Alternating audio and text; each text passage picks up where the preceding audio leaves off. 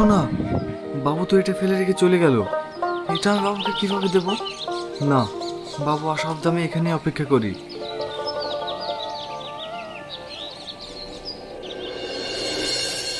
তোমার জন্য আজকে আমার মান সম্মান ধুলোর সাথে মিশে গেল। একটা জিনিসও ঠিক করে রাখতে জানো না।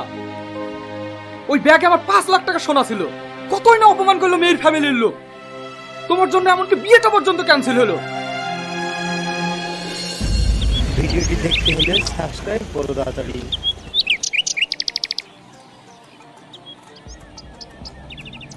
বাবু, এখনো আপনারা জাননি? আপনাদেরকে বললাম না আপনারা অন্যদিন আসেন। এই ব্যাগটা আপনাদের পড়ে গিয়েছিল, এটা দেওয়ার জন্যই আপনাদের অপেক্ষায় বসেছিলাম।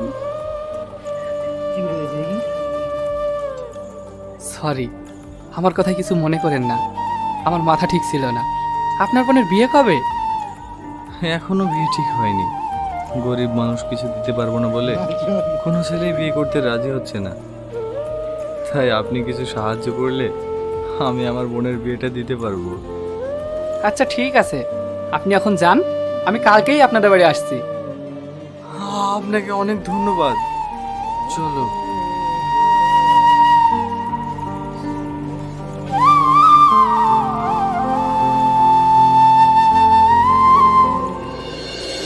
সাবস্ক্রাইব।